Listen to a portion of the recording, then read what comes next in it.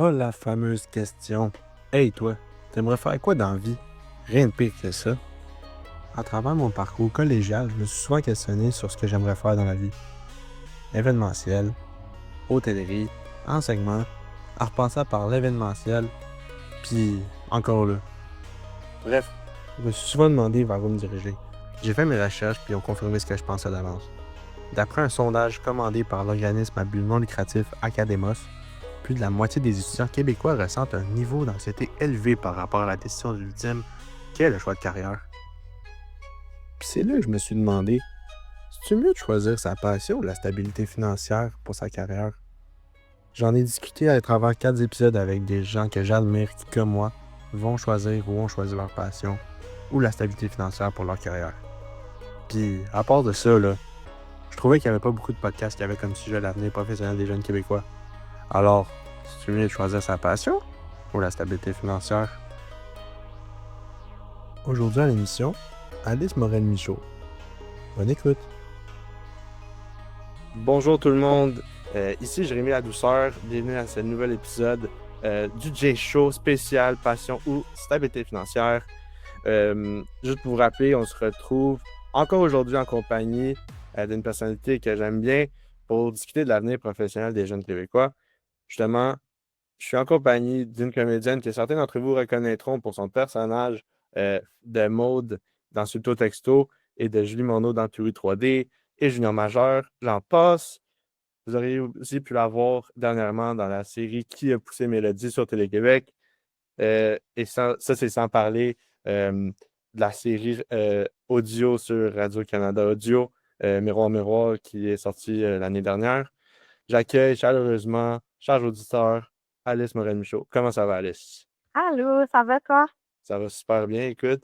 Merci de l'opportunité de t'interviewer aujourd'hui. Merci de l'invitation. Ça fait plaisir. Euh, donc, premièrement, je vais laisser mes auditeurs, euh, je vais leur laisser la chance de te connaître un peu plus pour ceux qui savent un peu moins t'es qui. Euh, je vais commencer avec quelque chose d'assez évident. Tu as commencé le métier d'actrice assez jeune, vers l'âge de 5-6 ans. Euh, Est-ce que c'était quelque chose qui a été ton choix à la base ou admettons, c'est quelque chose que tu aimais parce que tu as dit à tes parents, mettons, ah, je vais être comme elle à la TV ou c'était vraiment un choix de tes parents qui était comme, ah, peut-être qu'elle serait bonne pour ça? Non, c'était 100% mon choix. Je regardais les enfants dans les émissions de télé que je voyais à l'âge de 4 5 ans. Puis j'ai demandé à mes parents comment je pouvais faire pour moi aussi être dans la télé. Puis mes parents, au début, ils se disaient un peu, bon, on va attendre de voir si ça passe, puis si tu sors, ça l'intéresse, elle ira. Mais j'arrêtais pas d'en parler. Puis finalement, il y a une opportunité qui s'est présentée. Il y avait des auditions à mon école primaire. Donc, c'est comme ça que ça a commencé. Fait que mes parents ont juste un peu suivi le train, mais c'est vraiment, ça vient complètement de moi, cette passion-là. C'est des auditions pourquoi? C'était-tu pour Aurore ou c'était pour quelque chose d'autre? C'était juste avant Aurore, en fait, c'était un court-métrage. Il y avait le papa d'une petite fille dans ma classe qui était producteur puis qui cherchait des enfants pour un court-métrage. Donc, j'ai passé l'audition. Puis, et c'est ça, ce court-métrage-là, c'était juste avant Aurore. Donc, après ça, je suis embarquée dans le processus des auditions pour Aurore. Puis, c'est là que ça a vraiment démarré. Ah, c'est cool. C'était comme un genre de. T'étais à la bonne place au bon moment, genre. Exact. Genre, Totalement. Vraiment. Ouais. cool. Euh, Là, tu parlais justement que tu es arrivé quand tu étais à l'école. Est-ce que tu peux nous parler de ta vie scolaire, tu sais, que, genre, tu as complété à travers ton métier d'actrice? Ouais, ça a été tout un défi parce que, en effet, j'allais à l'école à temps plein, évidemment, mais je travaillais aussi à temps plein. Donc, je manquais énormément d'école. Euh, Ce qui a fait que j'ai changé d'école, en fait, là, à la moitié de mon primaire environ pour aller dans une école alternative. Un programme qui allait me permettre plus de flexibilité pour le nombre de jours que je manquais. Ça a été encore une fois un défi au secondaire. Au moment où j'ai décroché Subito Texto, juste avant mon secondaire 4, j'ai dû quitter l'école. Fait que j'ai complété mon secondaire 4, mon secondaire 5 en faisant l'école à la maison avec l'aide d'un tuteur sur le plateau de tournage. Euh, Puis ensuite, c'est ça, je voulais vraiment faire mon cégep. Donc, j'ai réussi à faire mon cégep en 3 ans. Puis voilà. Donc, j'ai toujours fait un peu les deux en même temps. Mais après le cégep, j'ai décidé de pas poursuivre à l'université. J'ai fait une session plus tard, pendant la pandémie, mais c'est ça. Fait que c'est ça mon parcours scolaire. Puis au cégep, t'es étudiant en quoi? J'étais en sciences humaines, profil individu, parce que sincèrement, c'était des cours qui m'intéressaient.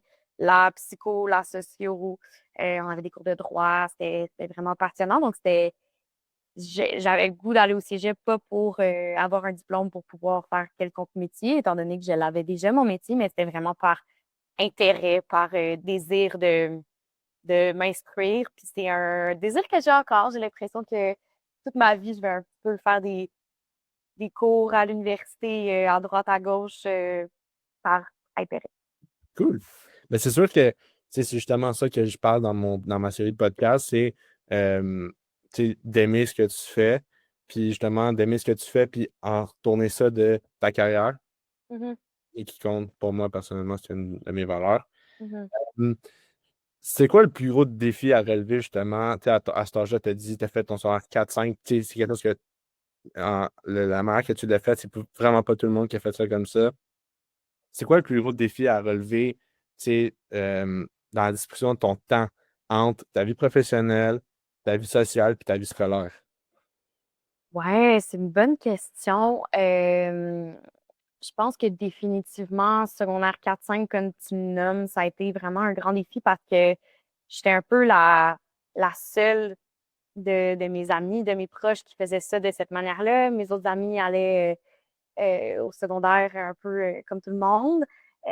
Donc, je devais avoir énormément d'autonomie. C'est-à-dire que les journées où je n'étais pas sur le plateau de tournage, ben j'avais pas mon tuteur. Donc, j'avais pas quelqu'un à la maison avec moi, un professeur qui m'enseignait. Donc, souvent, mes parents partaient travailler le matin, puis j'étais toute seule toute la journée à la maison. Euh, et donc, je devais par moi-même un peu prendre mes manuels scolaires, essayer d'apprendre la matière toute seule, puis de faire mes travaux, mais il y avait personne qui me surveillait. Donc, si je le faisais pas, ben, c'était un peu juste ma faute, puis c'est moi qui allais payer les conséquences, mais je pouvais passer la journée en pyjama à l'ordinateur si ça me tentait. Euh, Ça, je pense qu'il y a beaucoup de gens qui ont vécu ça pendant la pandémie, donc qui peuvent peut-être un peu comprendre qu'est-ce que moi j'avais vécu à l'époque. Fait que ça, j'ai dû développer vraiment comme beaucoup d'autonomie puis un sens de responsabilité. Euh, mais ça faisait aussi que, bon, ça me permettait quand même plus de flexibilité, c'est-à-dire que je pouvais passer mon après-midi à apprendre des textes, par exemple, pour mes prochains jours de tournage, puis décider, bon, ben, à la place, je vais faire l'école le soir. Fait que ça, c'était pratique, mais il faut vraiment, c'est ça, un peu se fouetter soi-même, puis se faire son propre horaire et le suivre. Mais ça, cette discipline-là que j'ai développée, ça m'a beaucoup aidé parce que maintenant, je suis travailleur autonome. Fait que c'est un peu le même genre d'affaire. Tu sais, si moi, je travaille pas par moi-même, j'ai pas un horaire, j'ai pas un boss, j'ai pas un bureau où je dois venir pour du 9 à 5. Mais ça, c'est ça, j'ai développé ça assez jeune, fait que je pense que ça m'aide maintenant dans mon travail de travailleur autonome. Cool. Puis du côté, mettons, avec tes amis, ça se passait comment? Ben oui, c'était difficile parce que c'est sûr que, bon, t'as beau espérer que tes amis t'oublient pas, puis je pense pas que mes amis m'ont oublié, mais tu sais, secondaire 4-5, quand tu deviens, bon, un petit peu plus libre, il y a beaucoup de plans qui se font de manière spontanée. Tu sais, ah, après l'école, on s'en va au parc ou on s'en va chez telle personne. Fait qu'après ça, de tout le temps se rappeler de ah, c'est vrai, il faut texter notre amie Alice qui, elle, est chez elle et pas avec nous en ce moment en classe. Bon, ben, donc, je pense que j'étais un peu écartée du groupe veux pas, par la force des choses. Puis aussi, j'étais consciente que je manquais plein de moments super importants, tu sais, secondaire 5, toute la préparation pour la graduation, pour le bal. J'ai été chanceuse parce que c'est ça En fait, quand tu fais la scolarisation à domicile, il faut quand même que tu sois rattaché à une école. Donc, j'étais rattachée à mon ancienne école, puis ils ont été vraiment gentils. Ils m'ont inclus dans l'album définissant. Je suis allée au bal. J'ai même fait le voyage de secondaire 5. Donc, j'étais quand même inclus, mais j'étais consciente qu'il y avait beaucoup de moments que je manquais puis que j'allais pas pouvoir revivre par la suite. Donc ça, c'était quand même assez crève-cœur à ce moment-là. C'est comme tu avais ton propre parcours, mais genre, tu avais accès au parcours des autres en même temps. Ouais, c'est ça. C'est quand même le fun. Puis, tu sais, moi, je l'ai vécu pendant la COVID, justement, là, c'est en Mhm. fait, moitié à distance, moitié en présentiel. Puis, tu sais, honnêtement, c'est quelque chose que j'ai vraiment pas aimé. Personnellement, peut-être que, Mhm. tu sais, en tout cas, moi, c'était pas nécessairement, mais tu sais, je trouve justement, c'est une question que j'allais te poser si tu avais eu la chance à moi d'aller faire un bal de finissant. Puis, tu sais, je te trouve vraiment chanceuse pour ça. Oui, oui, c'est ça. Ça, je suis vraiment chanceuse. Je suis vraiment reconnaissante d'avoir pu faire ça. Euh, T'as été actrice en tant qu'enfant, puis en tant qu'adulte. C'est quoi la plus grosse différence entre les deux? C'est une bonne question. Euh, je pense que la rigueur que je mets dans mon travail, euh, je veux dire, quand j'étais plus jeune, j'avais pas l'impression de travailler. J'allais sur un plateau de tournage, puis je m'amusais. Et je veux dire, je prenais ça au sérieux, là, c'est-à-dire que je comprenais qu'il y avait quand même certaines exigences. J'apprenais des textes, je devais suivre bon, un horaire, tout ça, mais euh, c'était vraiment un terrain de jeu pour moi. J'allais voir des amis, puis j'allais m'amuser toute la journée. Euh, alors que maintenant, c'est certain que, bon, c'est mon métier. Fait que je prends ça vraiment plus au sérieux. Donc, le temps de préparation que je mets avant une audition ou avant un tournage, euh, j'ai un processus beaucoup plus, comment dire, pas intellectuel, mais tu sais, mettons, je vais faire de la recherche pour mes personnages, je vais vraiment, tu sais, je vais lire des livres, je suis des formations des fois. Fait que c'est vraiment comme un peu un 360 qui occupe toute la place dans ma vie. Fait que c'est pas juste quand je suis sur le plateau de tournage que je suis comédienne, c'est à tous les moments de ma vie. Toutes mes journées sont consacrées à faire avancer ma carrière puis à m'améliorer dans mon art. Donc, je pense que c'est ça la différence principale. Puis est-ce que genre t'as comme vu une différence entre il y a un moment que tu sais, tu te faisais plus tenir par la main, en parenthèse, puis à comme tu sais, c'est comme moi je l'ai vu comme la différence quand tu fais le secondaire, puis là, t'arrives au cégep, puis tu te piges dans le vide, genre. Est-ce que ça, Mhm. c'était quand même gros à faire? Oui, oui, non, c'est vrai que c'est un bon parallèle. En fait, souvent, quand on est enfant sur un plateau de tournage, on a un coach qui est avec nous. Fait que c'est la personne qui va vraiment faire le pont entre l'enfant et le réalisateur. Donc, moi, dans les premiers peut-être 10 ans de ma carrière, j'avais pas vraiment à me faire diriger par le réalisateur beaucoup. J'avais tout le temps cette personne-là. C'était quelqu'un qui, entre les scènes, m'aidait à répéter mon texte, qui me donnait des notes de jeu, des trucs comme ça. Puis, je me souviens, j'ai fait une série pendant plusieurs années qui s'appelait La Galère. Puis j'ai commencé très jeune, j'avais 7 ans. Puis on avait une coach là-dessus. Puis quand je suis arrivée ma première journée de tournage de la dernière saison de La Galère, j'avais 14 ans. Puis là, j'arrive, puis je suis un peu comme, bon, elle est où ma coach? Le réalisateur vient me voir, puis il dit, ben non, t'as 14 ans, on considérait que tu n'avais plus besoin de coach. Là, j'avais l'impression là, qu'on venait de m'enlever complètement un filet de sécurité. J'étais super insécure parce que je me disais, est-ce que je suis prête? Est-ce que je suis assez bonne pour vraiment être un peu traitée comme un adulte maintenant dans ce métier-là? Bon, finalement, ça s'est bien passé, puis j'ai pas eu de coach depuis, puis c'est correct, mais ouais, c'est ça, c'était vraiment déstabilisant. Euh, tu sais, genre, c'est pour ça que je compare ça vraiment euh, à la période que tu passes du secondaire au cégep. Parce que moi, je te confirme que moi, quand j'ai commencé le cégep, genre, j'ai overload de stress. Mhm. Je suis épileptique. Puis mon taux de crise que j'ai fait a monté littéralement comme en Ah flèche, ouais. genre, quand j'ai commencé le cégep. Mais là, ça va mieux. Ça fait au-dessus de 2 ans que j'en fais pas. Fait que, je vais être correct. OK. Euh, si je me trompe pas, tu es rendu à 26 ans. Exact. Est-ce qu'il y a certaines choses que tu dis parfois, ah, j'aurais dû faire ça à place, tu sais, comme, tu sais, tu te dis, ah, ça aurait été le fun de faire mon salaire 4-5 en présentiel avec mes amis à l'école, mettons. Ben, je pense que je peux pas vraiment avoir de regrets par rapport au choix que j'ai fait parce que je sais pourquoi j'ai fait ces choix-là. Tu sais, oui, c'était difficile de ne pas faire mon secondaire 4-5 avec mes amis, puis j'ai eu un deuil à faire par rapport à ça, d'une espèce d'expérience que j'ai pas pu vivre. Mais en même temps, c'est parce que je faisais Subito Texto, puis je suis extrêmement contente d'avoir fait Subito Texto, puis jamais que je changerais cette expérience-là. Donc, je pense que je peux pas avoir de regrets par rapport à ça. Même chose pour le cégep, ça a été vraiment difficile de conjuguer mon métier puis mes études. Ça m'a amené, tu sais, j'ai fini mon cégep en burn-out complètement. Ça a été vraiment comme la période la plus difficile de ma vie au niveau de ma santé mentale puis tout ça. Mais en même temps, je suis vraiment reconnaissante de l'avoir fait puis d'avoir eu cette expérience-là un petit peu plus normale de la vie sociale au cégep puis de tout ce que ça m'a apporté.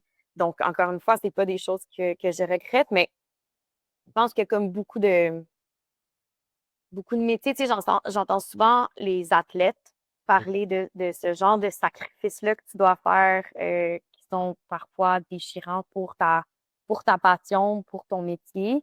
C'est quelque chose que pas beaucoup de personnes peuvent comprendre. Donc, des fois, ça devient un peu isolant, euh, devoir faire ces choix-là. Mais non, je peux pas regretter. Ouais, parce que je pensais justement, tu sais, au choix, tu sais, comme drastique que tu dois faire. Tu sais, le nombre d'acteurs ou d'actrices qui ont fait du acting quand ils étaient jeunes, admettons toi par Mhm. exemple, rares sont ceux qui ont continué à être aussi populaires rendus adultes dans le monde Mhm. tu sais, du acting et tout ça.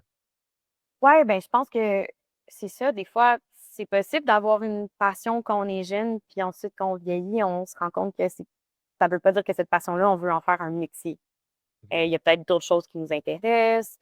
Moi, je me suis posé la question il y a quelques années. J'ai pris un peu de recul. J'ai pris 2 ans où est-ce que j'ai décidé de pas travailler, de pas accepter de contrat. Je suis allée travailler dans un autre domaine complètement parce que j'avais envie d'avoir ce recul-là. J'avais envie d'avoir une expérience dans un autre domaine, de développer d'autres outils pour ensuite faire un choix un peu plus éclairé de qu'est-ce que vraiment je voulais faire dans la vie puis sur quoi je voulais me concentrer. Puis je pense que ça a fait que quand j'ai décidé de comme redevenir bon comédienne vraiment à temps plein, je l'ai fait en toute connaissance de cause. Puis c'est vraiment comme un choix que j'ai fait par passion. Donc, là-dessus aussi, je peux pas avoir de regret de me dire, ah, j'ai jamais essayé autre chose parce que je l'ai fait, c'est ça, dans ma vingtaine. Cool. T'as pas été juste actrice, comédienne, t'as aussi été animatrice d'une émission de audio Miroir Miroir sur Radio-Canada Audio.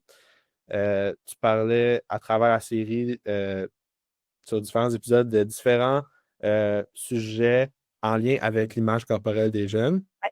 C'est qu'est-ce que tu as retenu de cette expérience-là?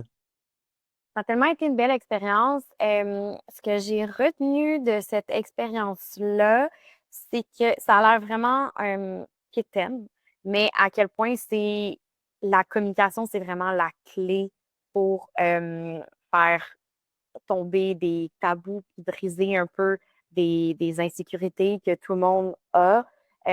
J'ai fait beaucoup de focus group dans des écoles secondaires. Fait que je rassemblais une gang de secondaire 5, mettons 10 jeunes. Puis là, pendant une heure et demie, on parlait d'image corporelle. Tout le monde s'ouvrait sur ses complexes par rapport à son corps.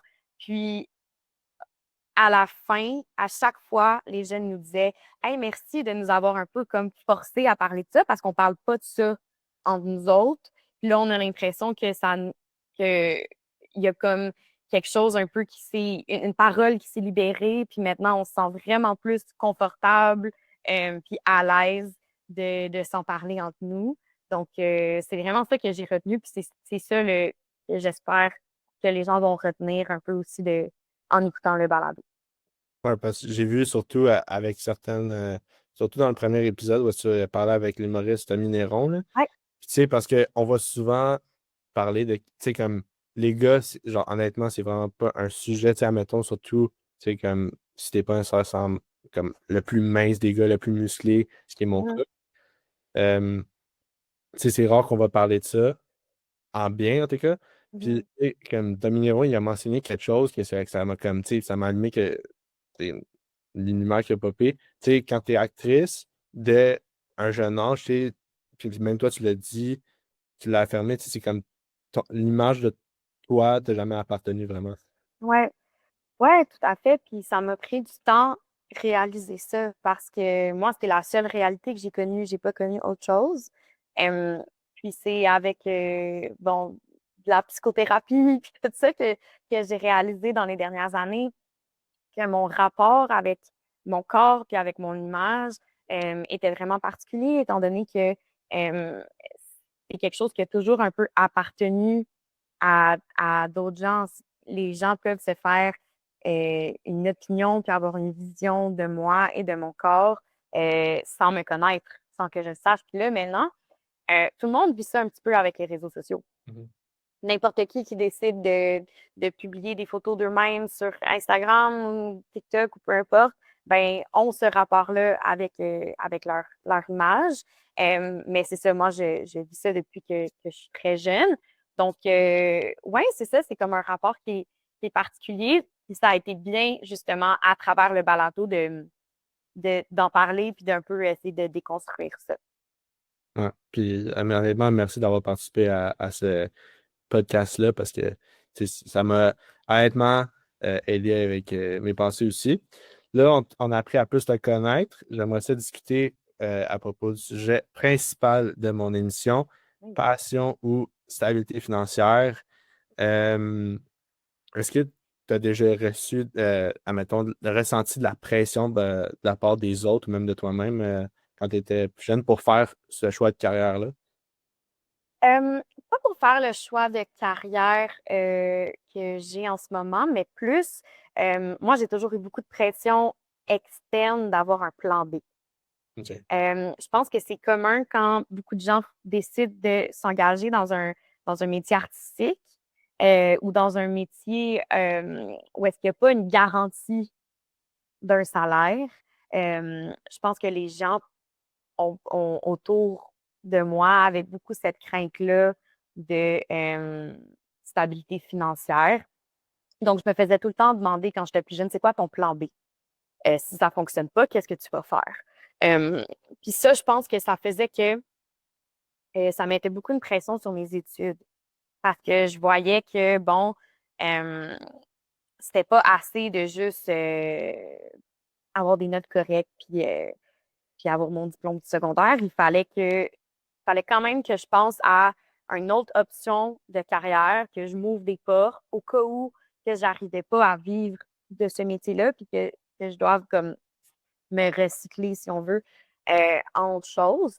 Puis, je pense qu'il y a quelque chose qui est comme naturel avec ce discours-là, c'est-à-dire que je comprends que, tu sais, dans mon métier, on dit euh, beaucoup d'appelés, peu d'élus. C'est-à-dire qu'il y a beaucoup de gens qui veulent faire ce métier-là, mais c'est pas tout le monde qui arrive à en vivre. Euh, mais tu sais, maintenant, à 26 ans, puis c'est pas parce que je réussis extrêmement bien, mais c'est juste maintenant, il n'y a plus personne qui me demande jamais c'est quoi mon plan B. Fait que c'est comme, je pense que c'est quelque chose qu'on fait beaucoup quand les jeunes sont au secondaire ou ils n'ont pas encore complété leurs études, de comme euh, rejeter un peu peut-être cette insécurité-là. Puis moi, ce que je répondais toujours, c'était ben j'en ai pas de plan B. Parce que c'est vraiment ma passion, c'est ce que je veux faire. Si ça fonctionne pas, je vais trouver une manière de comme arrondir mes fins de mois puis de payer mon loyer, mais je vais pas, mettons, abandonner mon métier que j'aime pour m'en aller dans des longues études universitaires au cas où. Je trouvais ça vraiment contre-productif. Euh, Fait que moi, c'est ça la décision que j'ai prise. C'était à la place, ben, ce temps-là puis cette énergie-là, je vais la mettre dans mon métier. Ouais. Puis, tu as parlé justement que comme c'est le plan B. Puis toi, mettons, quelqu'un disait, ah, faut que tu t'ouvres des portes. Mhm. C'est quoi ton impression envers cette expression-là? Ben, encore une fois, c'est ça, je comprends pourquoi, je comprends d'où ça vient, puis c'est certain que ça part d'une réalité, tu sais, c'est pas pour faire peur aux gens ou aux artistes, mais il y a aussi, je pense, dans dans notre société, une espèce de jugement peut-être par rapport à ces métiers-là artistiques qui sont moins conventionnels. On a l'impression que c'est moins une vraie job. On a l'impression que c'est plus un hobby, une passion. Faire de la musique, faire du théâtre, faire de la danse, des choses comme ça. Fait que je pense que ça vient pas juste des gens qui pensent à une insécurité financière, ça vient aussi d'un certain jugement, comme quoi des artistes, ça serait pas des travailleurs comme d'autres métiers un petit peu plus conventionnels, si on veut. Euh, donc, moi, ce jugement-là, je l'ai toujours senti. Euh, Ça m'a toujours dérangé. Mais c'est ça, fait que quand les gens me disaient, ben, il faut que tu t'ouvres plus de portes, moi, la manière que je le voyais, c'est dans le milieu artistique, je peux m'ouvrir plusieurs portes. C'est-à-dire que je peux être comédienne, mais je peux aussi écrire, je peux réaliser, je peux faire de la mise en scène, je peux chanter, je peux faire du doublage. Ça veut pas dire que ouvrir plusieurs portes, ça doit être à l'extérieur du milieu artistique. Je pense qu'il y a plusieurs manières d'avoir une très belle carrière dans le milieu artistique en faisant toutes sortes de choses. C'est un bon exemple. Euh, Mon père est dans le milieu de la musique, mais lui, il est enseignant au cégep en musique. Fait qu'il a une belle job, il a un bon salaire, mais il est quand même dans le milieu artistique, il fait ce qu'il aime, il fait de la musique dans la vie.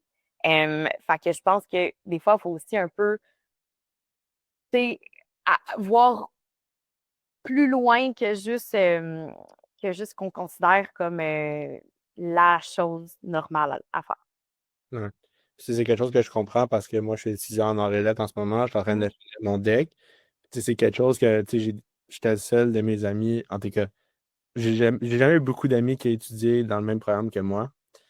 Puis, je pense qu'il y en a juste un. Tu sais, j'ai toujours. Le monde était comme, ah, c'est hors de vacances. Genre, tu sais, tu fais ça. Tu Mhm. sais, puis même moi, tu sais, c'est comme. Il n'y a jamais quelque chose que je me suis dit, genre, OK, il faut que je fasse ça, tu sais, parce que genre, j'aimais pas ça. Tu sais, on dirait que c'est que tu vas vouloir le faire parce que tu aimes ça. Mhm. Exactement. Si tu veux être dans quelque chose de artistique, là, c'est comme nous autres, on a fait du cinéma, on a fait de la radio, on a fait de la photo, on a eu des cours d'histoire de l'art. Euh, Tu sais, c'est des cours qui intéressent peut-être pas tout le monde, mais je trouve que ça passe à se faire connaître parce qu'il y a des étudiants, admettons, que j'ai déjà dit dans des cours, tu sais, il fallait s'apprendre à se connaître, admettons. Puis un étudiant en informatique, à un moment donné, tu sais, il m'a demandé dans quel programme. Puis j'ai répété 3 fois en la communication. Et là, il me demande, c'est quoi ça? Ça, genre, tu me niaises-tu ou ça existe pour de vrai? Puis là, j'étais comme, Mhm. Hey. Puis, tu sais, pas, je trouvais ça un peu insultant, mais tu sais, c'est comme, Ben ouais, ben oui, c'est ça, comme je dis, il y a comme un espèce de un jugement ou certains préjugés qui vient avec souvent ces affaires-là qui sont plus artistiques, qui sont plus la communication, même les sciences humaines. C'est pas considéré comme étant quelque chose de sérieux ou quelque chose qui peut vraiment nous amener loin dans la vie, alors que c'est c'est complètement faux. Mhm. Euh, Y a-tu des rôles qu'à un moment donné, t'étais comme, ah, ben, pourquoi ils ont choisi moi à la place d'elle ou lui? Tu sais, je sais pas si t'as déjà entendu parler du syndrome de l'imposteur. Mhm. Tu sais, est-ce que c'est quelque chose que j'ai déjà ressenti? Ben oui, vraiment, parce que c'est ça, étant donné que j'ai commencé vraiment jeune sur les plateaux, j'ai pas fait de formation en théâtre dans une des écoles qu'il y a au Québec. Tu sais, il y a le Conservatoire d'art dramatique, l'École nationale de théâtre, toutes ces écoles-là. Euh, et donc, à un moment donné, quand je suis arrivée, bon, c'est ça, jeune vingtaine, là, je me retrouvais avec pas mal tout le monde autour de moi, tous les autres comédiens autour de moi étaient des finissants de ces écoles-là. Donc, avaient fait leurs 3 4 ans de formation. Et dans le milieu, c'est quelque chose de très bien vu, c'est quelque chose de très réputé. La majorité des gens passent par les écoles. C'est très, très rare quelqu'un qui va plus être autodidacte. Euh, Fait que moi, c'est sûr que par rapport à ça, j'ai un syndrome de l'imposteur parce que j'ai l'impression que euh, j'ai beaucoup d'expérience, mais j'ai pas beaucoup de technique.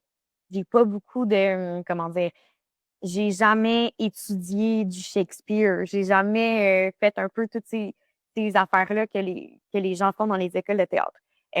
Donc, c'est certain que ça vient, c'est ça, avec un petit syndrome d'imposteur de bon, OK, super, j'ai décroché le rôle en audition. Mais ensuite, quand je vais arriver sur le plateau de tournage, est-ce que je vais être capable de faire tout ce qui est exigé de moi? Des fois, j'ai l'impression que je manque d'outils. Des fois, je me questionne. Euh, Tu sais, quand j'étais plus jeune, je me questionnais beaucoup. Bon, est-ce que ça fonctionne juste parce que je suis jeune puis il n'y a pas beaucoup d'acteurs de mon âge? Est-ce qu'à un moment donné, les gens vont se rendre compte que finalement, elle n'est pas si bonne que ça, on va arrêter de l'engager? Fait que ça, c'est beaucoup c'est ça, ce sentiment-là de syndrome d'imposteur que j'ai dû travailler puis que je continue à travailler là-dessus. Fait que syndrome de l'imposteur, euh, pression des autres. Si tu veux classer du pire au moins pire que tu as ressenti, je vais te donner 4 exemples différents. Fait qu'en premier, comme on vient juste de le dire, le syndrome de l'imposteur, l'anxiété de performance, la pression sociale, puis la pression parentale. Wow, c'est une bonne question. Pour moi, le moins pire, ça va certainement être la pression parentale. Je suis très chanceuse. Mes deux parents sont dans le milieu artistique. Ma mère est dans le milieu de la danse, mon père est dans le milieu de la musique. Donc, cette affaire-là que je disais que il y a certaines personnes qui ne considèrent pas que c'est des vrais métiers. Ça, c'est genre revenu de mes parents. Mes parents, au contraire, ils ont fait, c'est ça, des très belles carrières dans leur domaine artistique respectif. Donc, ils m'ont toujours encouragé là-dedans. Fait que ça, c'est certainement le moins pire, pression parentale. Euh, je dirais, ouais, pression sociale, pression des autres après, parce que je l'ai ressenti, mais c'est comme de moins en moins pire avec l'âge. On dirait, je le ressentais beaucoup plus au secondaire, quand c'était le temps, tu sais, de choisir. Moi, je me souviens, là, ça m'a tellement pris le temps de choisir si j'allais en maths forte puis en sciences ou pas, euh, parce que je ressentais beaucoup de pression par rapport à ça. Même chose pour le choix de cours au cégep. Ça a vraiment été difficile, mais après ça, c'est comme il y a un moment où tu fais vraiment tes propres choix quand tu deviens un adulte, puis que la pression sociale, la pression des autres, oui, tu peux la ressentir, mais ça va moins t'influencer, j'ai l'impression. Ensuite de ça, syndrome de l'imposteur, comme je disais, ça a été difficile, mais je travaille là-dessus. Mais le pire, c'est vraiment l'anxiété de performance. Moi, c'est ça, je fais beaucoup, beaucoup d'anxiété de performance. Je suis suivie là-dessus en psychothérapie depuis de nombreuses années. Donc, moi, c'est vraiment ma bête noire, l'anxiété de performance. Alors, c'est un combat de tous les jours. Bon, intéressant.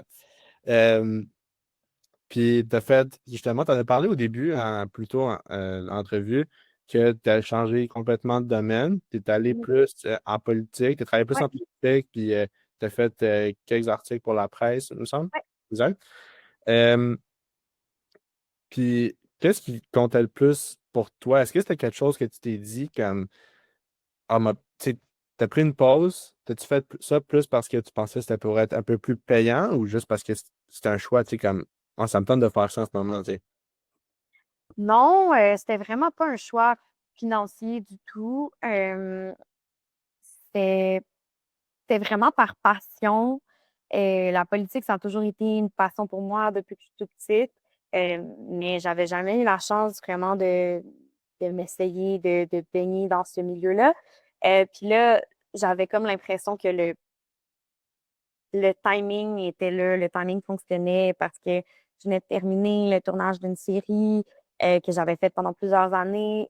J'entrais dans une période qui était un peu moins occupée, le téléphone sonnait moins.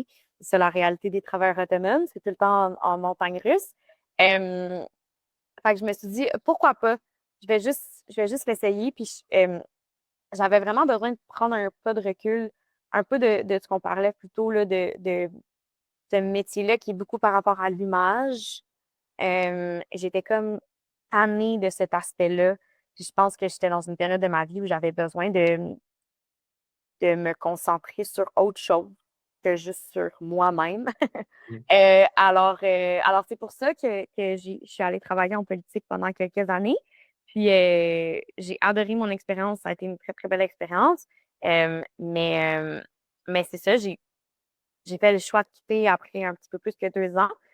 Par contre, c'est sûr que avoir un travail qui est plus stable, qui vient avec vraiment une paye aux 2 semaines, des bonnes conditions, des trucs comme ça. C'est sûr que c'était la première fois dans ma vie que je vivais ça. J'avais jamais eu ça avant, puis j'ai beaucoup apprécié avoir cette stabilité-là. Fait que quand j'ai décidé de quitter le milieu, c'est certain que ça a été une réflexion. Je me suis dit, OK, est-ce que je quitte cette affaire-là stable pour un peu me repitcher dans le vide puis pas savoir ça va être quand mon prochain chèque, pas savoir ça va être quand mon prochain contrat. Euh, Fait que c'est sûr que l'aspect financier a comme pesé dans la balance, mais finalement, je pense que je suis quelqu'un qui va toujours choisir la passion au-dessus de tout. Alors, c'est pour ça. C'est pour ça que j'ai fait ce choix-là. Cool. Fait que, en début de répondre à la question, toi, tu choisis la passion au lieu de la stabilité financière, c'est ça? Oui, dans toutes les situations, certainement. Parfait. Je suis d'accord avec toi. Mais est-ce qu'il y a quelque chose qui te manquait justement quand tu étais allé plus en politique? Mettons, c'est sûr que la paye aux 2 semaines, c'était quelque chose d'avantageux, mais y a-tu quelque chose qui était comme, ah, je m'ennuie de ça, puis c'est ça qui t'a fait, mettons, t'es retourné en faire, comme en ce moment, cet hiver, il a sorti la série qui a poussé Mélodie. Mhm. Ouais, ben je m'ennuyais de l'aspect créatif de mon métier, de vraiment avoir l'impression de toujours faire des choses différentes à tous les jours, de travailler sur plusieurs projets en même temps. Euh, Puis c'est ça, vraiment de créer, tu sais, ça prend beaucoup de place dans ma vie, pas juste en tant que comédienne, mais en tant qu'auteur. J'aime ça développer mes propres projets. Il y a comme plein de choses que je veux faire. Puis quand tu as un travail que tu dois être à tous les jours au bureau à la même heure, ça laisse pas beaucoup de temps pour faire autre chose. Tu sais, tu as juste tes soirées et tes fins de semaine. Euh, Puis moi, ça me laissait pas assez de temps pour vraiment un peu entretenir cette flamme-là que j'ai besoin de tout le temps entretenir, qui est de créer. Donc, c'est pour ça que j'ai décidé. Puis, est-ce qu'il y a quelque chose, admettons, dans la création artistique, autre qu'admettons, euh, est-ce que c'est quelque chose, admettons, je vais sortir, écrire un livre, est-ce que c'est quelque chose que tu aimerais ça faire un jour, admettons? Ben peut-être. J'aime beaucoup, c'est ça, j'aime beaucoup écrire. Je le fais de plus en plus. Euh, En ce moment, j'écris plus des projets vraiment. J'écris du théâtre, j'écris des courts-métrages, des trucs comme ça. Fait que c'est sûr que ça reste un peu comme dans le même domaine. Mais j'ai écrit une nouvelle dans un recueil de nouvelles qui a été publié l'année passée. Donc oui, c'est quelque chose qui m'intéresse, que j'aimerais continuer à faire de plus en plus. Fait que je pense que, un peu comme je disais plus tôt, c'est possible de s'ouvrir plusieurs portes dans le même milieu. Moi, je vois tout le temps ça un peu comme ajouter plusieurs cordes à son arc, pouvoir vraiment être polyvalente. Puis je pense que c'est aussi la clé pour durer, puis pour pas avoir trop de périodes creuses, c'est être capable un peu de se multiplier, puis de faire plusieurs choses à la fois, puis de pas juste être très, très spécifique dans qu'est-ce qu'on est capable de faire. Surtout dans une période où est-ce que les arts sont peu financés, qu'il y a peu de projets puis d'argent. Je pense que c'est important de c'est ça, pouvoir faire le plus de choses possible. Puis, fait que, est-ce que tu penses qu'on peut mêler épanouissement puis avoir un compte stable un compte de banque stable en 2025? Oui, je pense que je mentirais si je disais que c'est pas un défi, que c'est pas quelque chose d'incertain, malheureusement. Euh, mais oui, je pense qu'il y a des manières d'essayer de prévoir un peu plus pour les périodes creuses. Puis aussi, je pense que, tu sais, là, je parle en tant qu'artiste, là, mais faut comme enlever cette espèce de de gêne là, ou de honte là, à faire autre chose qu'un métier artistique un peu, tu sais, comme à côté pour arrondir les fins de mois. Tu sais, j'ai tellement d'amis comédiens que on voit à la télé là, qu'ils ont des carrières, c'est pas parce qu'ils sont pas bons, c'est pas parce qu'ils travaillent pas, mais ils aiment ça quand même, avoir une certaine stabilité financière. Fait qu'ils ont une job dans un café, ils ont une job dans un resto, ils font tu sais, des petits contrats comme ça à droite, à gauche pour comme être capable d'avoir un peu la paix d'esprit de bon, c'est pas grave si je réussis pas mon audition la semaine prochaine parce que j'ai ma job au resto les soirs puis les week-ends qui font que j'ai cet argent-là qui rentre dans mon compte de banque. Fait que je trouve qu'il n'y a pas de gêne à ça, il n'y a pas de honte à ça. Si ça permet à la personne d'être plus confortable, il n'y a pas de sous-métier, là. Je vois vraiment pas ça comme quelque chose de négatif. Euh, fait que ouais, je pense que c'est tout à fait possible. Parfait. Donc, c'est une meilleure manière de clore ce deuxième bloc-là. Puis là, la partie un peu plus le fun, c'est plus relax. Je vais te poser des questions rapides. OK, C'est vraiment pas des questions compliquées, là. En tout cas, j'espère, là. parfait. Euh, Fait que t'es prête? Oui. OK. Maud Allard Fraser ou Julie Morneau? Oh. Julie. Un type de projet auquel tu n'as jamais participé, mais que tu espères faire un jour. Hmm, j'aime cette question-là. Je dis tout le temps soit un film de super-héros, genre Marvel, ou une comédie musicale. Je suis une grande fan de comédie musicale. Puis tu serais, non, genre, je trouve ça drôle. Euh, dans un film Marvel, toi, tu Mm. penses incarner quel type de personnage? Si, admettons, tu avais un nom de personnage, là. Oh my God, n'importe quoi. N'importe quel. Autant un super-héros qu'une méchante, j'adorerais ça. Mais, tu sais, quelque chose avec des pouvoirs, là, ça serait vraiment le fun. Ok. Quelque chose que t'aimes, mais que tu te fais juger justement parce que t'aimes ça. Quelque chose que j'aime et que je me fais juger. Euh, ben, je me fais quand même un peu juger pour mon amour des comédies musicales, honnêtement. Moi, j'écoute ça comme si c'était n'importe quel artiste qui passe à la radio, là. Donc, souvent, mes amis n'aiment pas trop ça quand c'est moi qui mets la musique dans les autos parce que ça correspond pas vraiment avec leur goût musicaux. C'est-tu plus des pièces de, tu sais, admettons, des comédies musicales classiques ou, admettons, tu sais, des films de, tu sais, je pense à genre High School Musical ou, Tout ça, OK. tout ça, autant Broadway que des films de Disney. Euh, ouais, je suis grande fan. OK. Quelque chose que t'aimes pas, mais que tu juges les autres justement parce qu'eux ils aiment ça. Oh! Euh, Genre la pizza hawaïenne. Ah ouais, aussi simple que ça. Ouais.